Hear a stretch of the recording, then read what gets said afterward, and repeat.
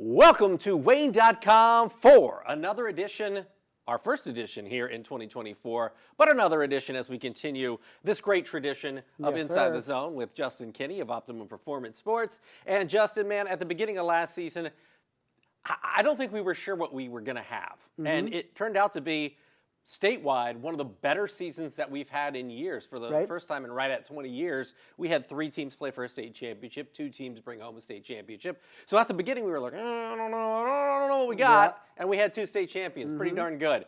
When you head into this season, what's the overriding theme, or what are you looking for? What do you think this season is going to be defined by as we enter a new year?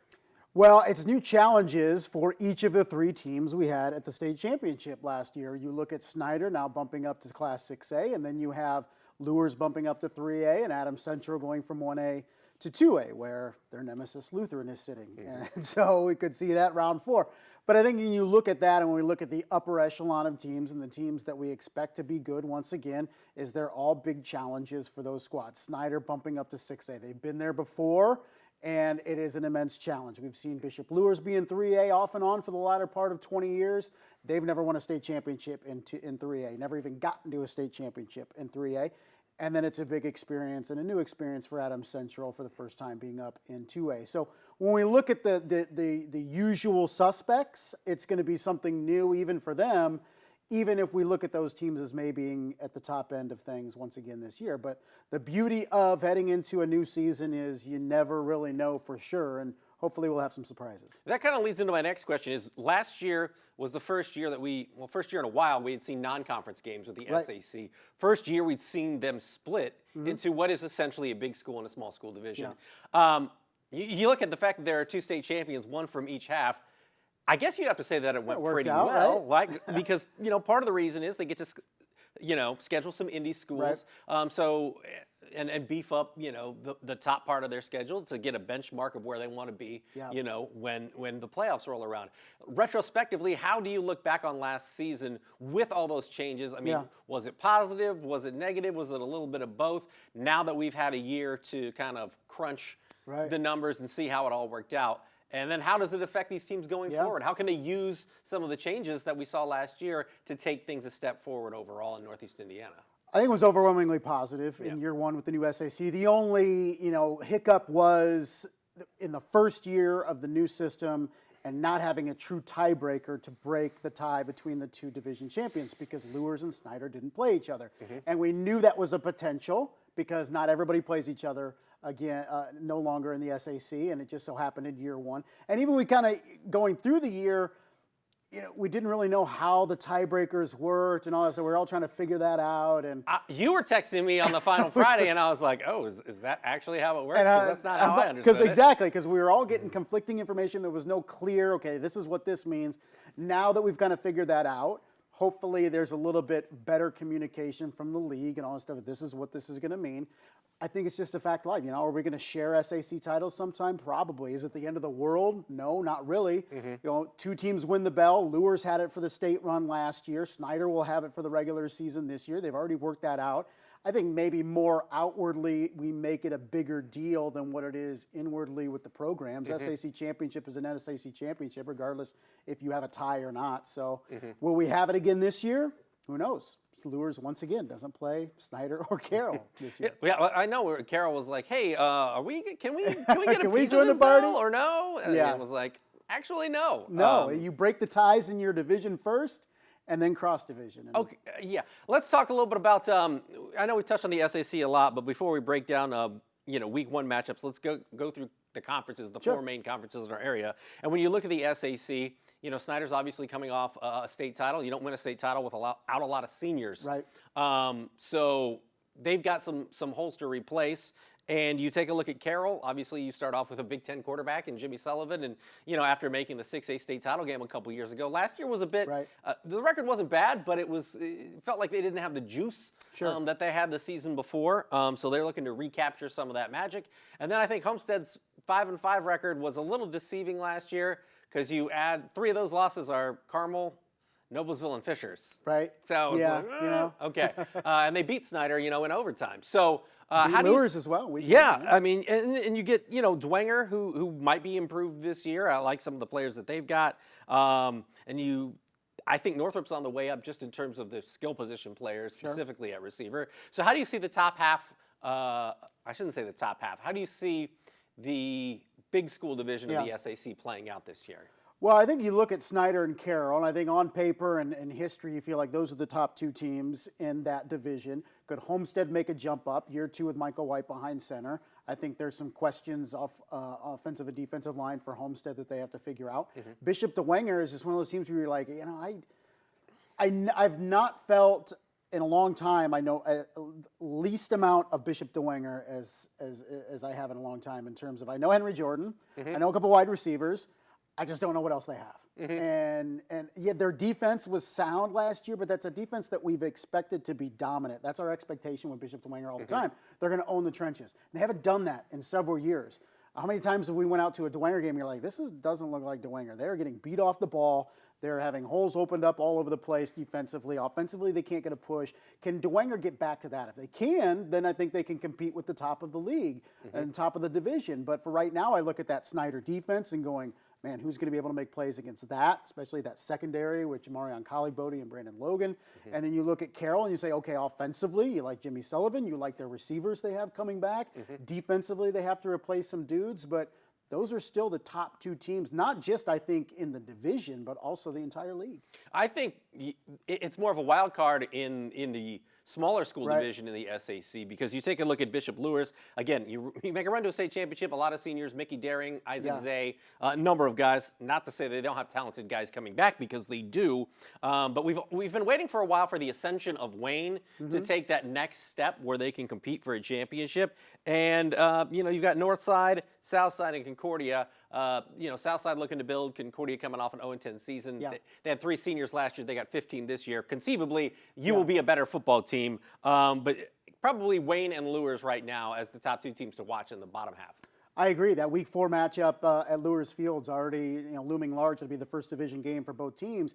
You look at Wayne, and they had close losses last year to Carroll, a close loss to Lures, close loss to Dwenger in the playoffs. And you felt like, okay, they're there. Now, what direction do they go? Do they take that next step, or do they regress a little bit? They have a new quarterback, a guy that's never been behind center. We know him from basketball, and DJ Hillard, and how they're able to build around him. You have Kamar Nelson, you have Harold Mack, you have Jacob Sharon. Those are 3 of the best players at their respective positions in the entire SAC. And I think you look at opportunity. So Bishop Lures has to replace some guys, maybe not as much as we think, but their dudes they have to replace were big, big guys. And so you mentioned Damian Jackson and Mickey Daring and Isaac Zay and guys like that. So there's opportunity there for Wayne. It's all about execution for them, and they can get some momentum, I think, early with some winnable non-conference games. They play Homestead Week 3. We'll see what they do there. I like Wayne on paper. Can they execute throughout an entire season? I think that's the biggest question. And I'll tell you this. I was at the scrimmage against Leo. I didn't know what to expect from H.J. Dillard. He can spin it a little bit. I came away pretty impressed. And then, Sherwood Haydock really, they had so many receivers last year. It was almost like, one guy couldn't get in a groove. And the way that they tried to utilize Mack, I was almost like Austin Mackey. In the ways that they got him a screen, they had him going deep, they jet sweep type stuff. They're going to get him the ball. He's going to be a featured part of the offense, and he's a talent. A lot of Mac schools have already offered, and I know he wants to even see if he can get some bigger offers. We'll see after the first 3 games if those start to come in as they normally do. But again, I think he's a big player to watch. I like the way Dillard threw it. I did it. And also, I like that he's 6'6", but he's that helps, down there. Right? That helps. Maybe he's just, he's so new to the game. He's a better athlete. He doesn't even know what he doesn't know. If you don't know what you don't know, then you can play well. That's the whole point of the show, I think. Let's talk about the NE8, because to me, there's like 3 clear classifications of teams. You look at the top, Leo and East Noble will be competing for a conference title. Then there are some teams that you're like, okay, they've got pieces. I think DeKalb, had their first winning season under Coach Wilcox last year. I like what they've got with Hinkle coming back, and Columbia City as well. Norwell's got some pieces. I like their offensive line. They've got some young guys mixed with some veterans that can play. And then you've got New Haven, Huntington North, and Belmont, who are just looking to get a couple of wins and maybe build some things. All those guys. New Haven with a new head coach this year. Huntington North, it's Eschbach's 2nd season, and at Belmont, Nick Hall's back, but 1-37 so far in his tenure. They're trying to get over that hump where they can be more competitive on a Friday night. So that's how I see the Northeast 8 breaking down, like 3 real stratifications as far as this conference goes. No, you don't even have to add anything. Well, You okay. did great. Moving on. No, I think you look, Leo and East Noble. And we know with Leo, with Brock Schott and what he can do on both sides of the football field. You have Landon Hepner as well, same thing on all three facets. I think with Leo, you look at quarterback position. How does that look going forward? And then being able to get some big stops defensively. We know about Brock Schott, but what else is there? What else is there? Can they really get stops? And East Noble, new regime, right? Alex Stewart brings kind of a more spread-ish style. It's going to look very similar, but even maybe more open than we expected with Alex Stewart coming from Western, and maybe thought he would bring that package, but he's bringing some more spread. And then what Riley Biddle can do at quarterback and stuff. And he's kind of bided his time when we said Riley Biddle, once he has his opportunity, is going to hold that position down for multiple seasons. So once again, you look at Leo and East Noble as those 2 teams. How that shakes out, we'll see. Columbia City is always kind of an X factor. You never really know till you get to the second half of the season with that schedule that never changes in the Northeast 8. Yeah. And How many years?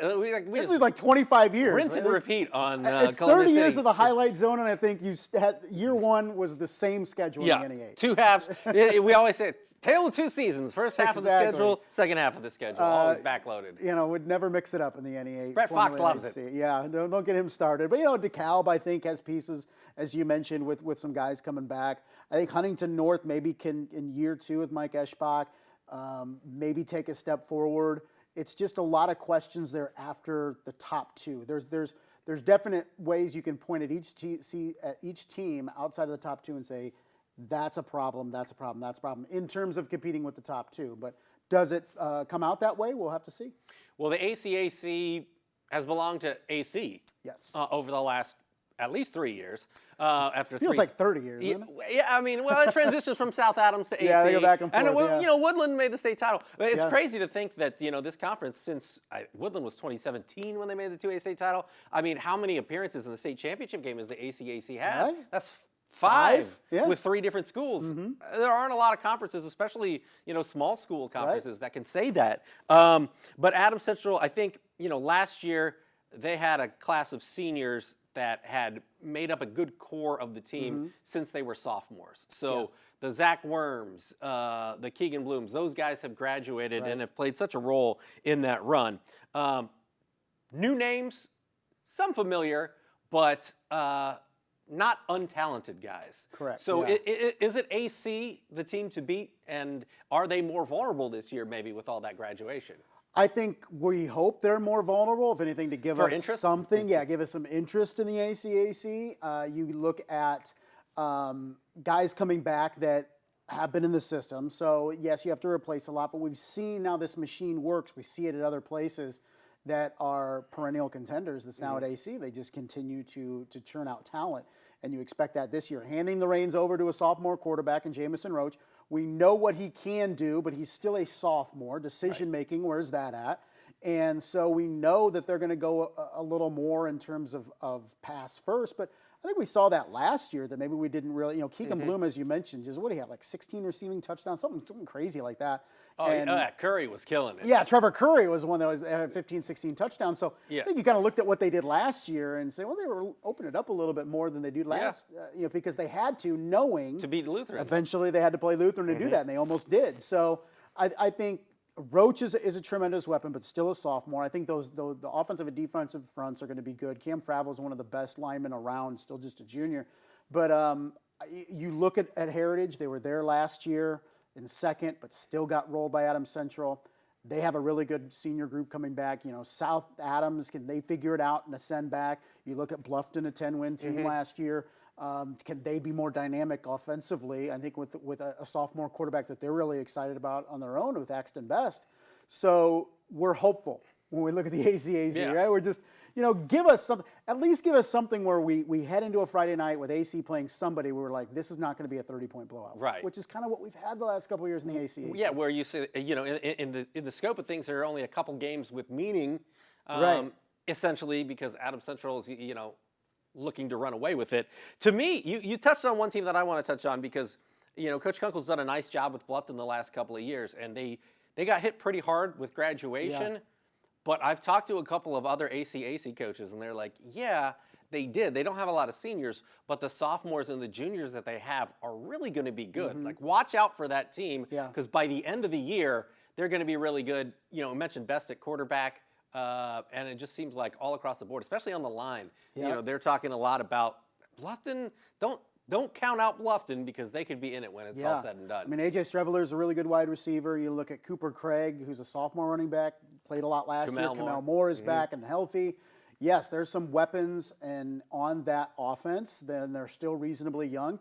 Comes down to best, I think, similar to Roach with Adams Central, making good decisions. We know they're athletes. They just have to make good, sound decisions. There's a reason why coaches more often than not turn to seniors, even if they're not as athletic as underclassmen, because of that decision making, right? And that's what's going to be key both for Best and Jamison Roach for Bluffton and Adams Central, respectively. Let's take a look at the NECC. Now, when you take a look at the big school division, you've got Garrett, Lakeland, West Noble, Fairfield, and Angola. This could be fun. I was going to say, this is the one that I'm kind of looking forward to, because you just don't know. I mean, Coach Depew said a couple years ago, it was like, you could list them 1 through 5 and then have them finish in the other order, and you might still be right. Like, we just don't know how this is going to play out, which is some of the fun of it, because West Noble's been really good the last couple of years, and they've got a bunch of guys back. And then you take a look at what everybody else brings to the table. With Garrett, I think they're on a team that's ascending. Right. And Lakeland, probably has the best quarterback in this conference, one of the best quarterbacks in our area. Correct, yeah. And, Fairfield's no pushover. They got a new head coach, so there's some excitement there. And Angola, we've seen Angola be very competitive. Yeah. Although they've fallen off a little bit, you can't count them out. I think when you look at it, you can put Angola 5th in that division, but it shows maybe the power that is in that division and competitiveness, because you feel like Garrett could be that team this year. You mentioned West Noble coming off a really successful season. Lakeland has been successful, and Fairfield with a new coach. But we've seen them just a couple years back go through the NECC and be really strong. So, if any conference or division we look at and then say, could a team win it with 1, maybe 2 losses? Maybe you're looking at that big division in the NECC. And you feel like this is a year that Garrett's been waiting for the last couple years, with a lot of experience that's back. And they looked really good on Friday night and really took it, quite frankly, to Bluffton from everything that we heard and saw. And so I think they could be huge at this point, in terms of Garrett's confidence than going into the regular season. But that is one league where you're looking at it and say anything could happen in any given night. And that's what we love, right? And I think you look at the bottom, I keep saying bottom half, small division, and you think, okay, it's East Side. It's East Side, and then we don't know what else. We know. We're good. Yes. Central Noble, last year, Central Noble had the second best record. They were 4-7 overall. Right. Busco was an unBusco, like 2-8, a tough season for them. And then Prairie Heights didn't win a game last year, and Fremont was 3-7 for the 3rd year in a row. Right. So, Alex Brandewie took over at East Side, and it was, to a certain degree, business as usual, right. Which means they are the team to beat again for this upcoming season. And it's the opposite of the big division, where you say, this is the clear front runner. This is it. It's tough to make a good argument for anybody else in this league outside of East Side. And you look at Lincoln Carter, the year he had as a running back last year for East Side, the line's always really strong up there for the Blazers. And you feel, okay, is anybody else in this league that can touch East Side? Look at Central Noble still trying to rebuild something. Cherubusco, and you hope you get back on track, but now they're in talks of numbers. Do they have enough numbers to field as many teams as they usually do? And you look at Prairie Heights, who, talk about numbers, more numbers than they've had in a long time. Could they maybe make a jump? But you're thinking maybe a couple wins for Prairie Heights is natural jump, and then Fremont. So, yeah, I think it's East Side. Their biggest challenges of the year may become cross-divisionally or out of the conference to see how good they are. But familiar face back for East Side with Todd Mason being a coordinator there for Coach Alex Brandewie. Let's jump to week 1. A lot of intriguing matchups, because you get those indie teams versus some of our bigger teams. But the one that really sticks out to me is going to be our Highlight Zone game of the week, and it's Leo at Lures. Good pick. Yeah, I don't think it was that difficult No, of a I don't decision. think so. But we like to pat ourselves on the back Yeah. anyway. How do you see this one playing out? Obviously, Lures ascends to 3A this year. Leo is coming off a semi-state run in 4A. Yeah. These are two teams that I still think we have some question marks Right. about coming into this season, but the pedigree based on last year makes this a natural game for eyes to gravitate to this Friday night. It does. It's interesting because last year, week 1, we saw Lures go up to East Noble and just get obliterated. It was 45-7, something like that, and we're like, oh, geez. And then what happens by the end of the season? Bishop Lures wins the state championship. These are the games that the SAC teams have wanted for so long. Whether it's the bottom feeders wanting games they can win, or the top teams that want some challenges. And this is a great challenge for Bishop Lures. And same thing for Leo. New quarterback for Leo, new quarterback for Bishop Lures. You look at the weapons, and other than Jalen White, there's a lot of new dudes for Bishop Lures. So how do they settle in? Good thing for them. 4 out of the 5 offensive line starters are back for them. So entire secondary is back. So I think that's going to be the big story to watch is up front, and then how those playmakers, Landon Hepner, Brock Schott, match up against that experienced secondary of Bishop Lures. So I think it's going to be an eye-opening week 1 game at Lures Field, but I also temper the overreactions, which we'll definitely be talking about next week at this time, is the overreactions after week 1, because after the first 2 weeks last year with Bishop Lures, you're like, this team doesn't have anything, and they end up winning against 2A state titles. So it's a good barometer for a lot of teams, particularly in the SAC, but it doesn't mean everything or much of anything other than win-loss. So I think it's a good challenge for both teams that we'll see where they're at. Warren Central is at Snyder, and I think last year it was a bit of an eye-opener right from week 1 for us, because we were like, oh, man, Warren Central, look at the defensive guys that they have on that side of the ball. And you look at the history of Warren Central, and you're like, that's going to be tough for Snyder. Keyron Billingsley, Uriah Buchanan, man, they showed up and gave us a preview in week 1 of like, you know what? Have we already underestimated these teams? So now I imagine Warren Central, again, those junior defensive linemen, those pass rushers are another year older, and they did not forget what happened last year. No, they didn't. But, you take a look at Snyder historically, great offensive lines really set the tone for what they do. How do you see that one playing out? Because that was one of the games, if you looked at last year, that should have been a huge indicator that Snyder was going to be really good. Right. Yeah, and I think the same thing, too. I talked to Coach Tippin today. We got a huge challenge coming up at Wayne Stadium on Friday with that game being played out at Wayne. And it's more relevant than last year in the sense that now you're in 6A. So you may have to play a Warren Central. You may have to play a Center Grove, something like that. Last year it was, okay, we're going to take our lumps in 6A, and then we're going to drop to 5A for the playoffs. Now this is a direct correlation to what you potentially could see if you make a deep postseason run in 6A. So once again, new quarterback at Snyder. So how's Aaron Vance settle in, right? You have weapons, but you have good secondary. Up front with Snyder, have to replace some big dudes up front on both sides. And so that, I think, is going to be the biggest indicator. Can you handle yourself on the trenches? Win or lose, can you handle yourself? Can you compete? Because you're going to have to in the 6A playoffs if you're Snyder. Yeah, you got the Shanklin kid that you've got a lot. Hey, if you're Aaron Vance, hey, why don't you have go fun with against that. a kid that's going to LSU as a pass rusher, and the Burris kid's pretty good too. It'll be fun times. HSE at Carroll. It was a 28-14 loss for Carroll on the road last year, but there was a 14-point swing with an interception return for a touchdown as Carroll was driving, which is the difference to me in the game. It was a lot closer than 28-14 stood. Carroll is looking to recapture the magic that they had 2 years ago. They have a senior quarterback. They have a lot of playmakers.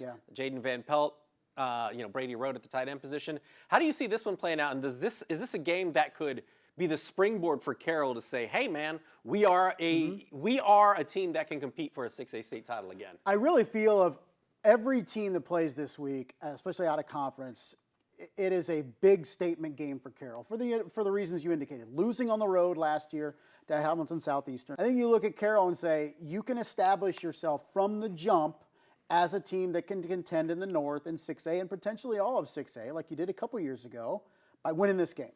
And I look at it as, do you have the urgency as a Carroll team, particularly that senior group, to say, this is our last opportunity and we're going to start it off with a bang and get a big win at home and set the tone. And I think that this is a big, big game for Carroll. We talked about the other ones. Yeah, it's only one game, and it is.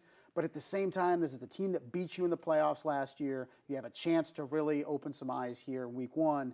And at home, I think it's a big opportunity. And I think particularly for Jimmy Sullivan. And I think, as you mentioned, Big Ten quarterback, right, going to Iowa. Okay, Let's see if he can just absolutely put this team on his back, because he's done it in the past for sure. But now you're a senior. Now everybody's looking at you and go, okay, wherever you play, they're going, hey, he's going to Iowa, right? And I think Jimmy has it in him to play like that all the time. If he does, Carroll can be the best team in the SAC and maybe more. But it starts on Friday night against HSC. I feel to a similar degree that Homestead at Carroll is a game where Homestead can get their, like as Dane Fife used to say, like Stella, they can get their groove back. Because this was a 14-7 game at Homestead. Yeah. I mean, it wasn't decided until the fourth quarter last year. True. And in that game, in that season opener, that was Michael White, sophomore, Yes. starting his first game of varsity football, and they only lost 14-7 against Right. Carmel, a team that we thought could hand it to Homestead, and yet the Spartans hung in. Now another year of experience. He's starting to get, I mean, I love his tool set. I think he's going to be a great player when it's all said and done. Colleges love him, 6'3", left-handed, super athletic, throws a good ball. This could be another game where if you can come away with a win or play a really close game and be in it, this could be a springboard for the rest of the season for the Spartans. Well, I think if you're Coach Chad Zollman, you want to see consistency out of this game for 4 quarters. It's something you didn't see last year from game to game. After week 1, we felt, okay, Homestead, then they go week 2 and just get housed, and that continued all the way through the season. They beat Snyder, they beat Lures, but yet they finished 5-5. And you mentioned the 3 of the 5 teams they lost to, but still you're kind of looking at it like, eh. So I want to see Homestead come out, play really well, and then follow that up. Week 2, week 3, week 4, that consistency, right? And I think it starts with Michael White now being in junior, a year under his belt as a starter. We mentioned sophomore starters in the ACAC. You're going to get those ups and downs, but can they now be steady for Michael White and company with that offense? I think that team needs to score more points this season, and that I think that could potentially lead the way for them. One last game I want to touch on for week 1. You got Adams Central at Garrett. If you're talking about small schools in the area, as we mentioned, Garrett, a lot of high expectations with what they've come back. They played really well in the 7-on-7 stuff this summer. We saw that out at Homestead in the Op 7-on-7 shootout, winning the smaller school division title.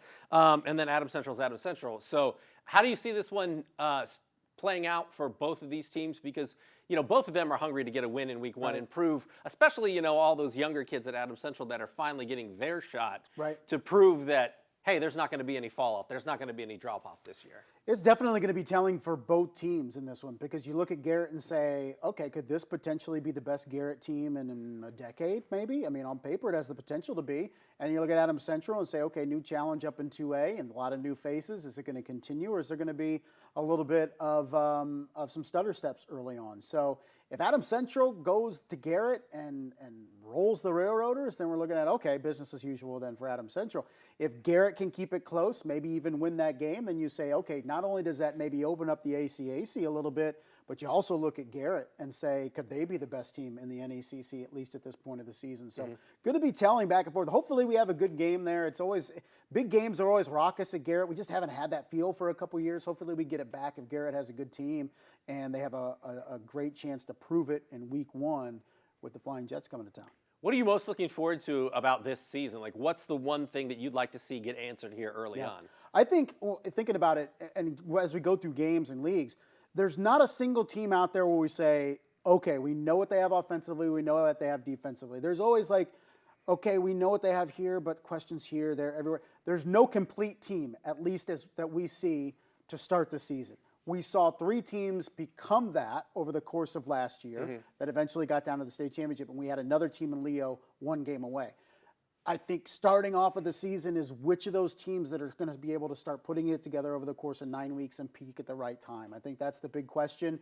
We saw the importance or lack thereof with the scores of week 1 last year, but how does that impact teams going forward? Is it a confidence booster? Is it a reality check? And how do the kids feed off it? So I'm really excited to get it finally started this Friday, and then we'll break it all down on Monday. Doesn't it just feel like once practice starts, it takes forever for the games to actually get here? Like the first couple days in August, you're like jacked up, and then you realize there's still 2.5 weeks of practice left. And then it's crazy. And then once the games start, it's like week 6 all of a sudden. Yeah, you know? that's true. So, That's true. That's the beauty of it all. And is. Thanksgiving will be here before we know it. yeah, absolutely. We're talking state championship. And we always have to make plans for that. And we just never know. We do. We do. Yeah. He is Justin Kenny. I'm Glenn Marini. We're going to be back every Monday on Inside the Zone to break down the local high school football scene. But this week for Justin, I'm Glenn, and we'll see you next Monday on Inside the Zone.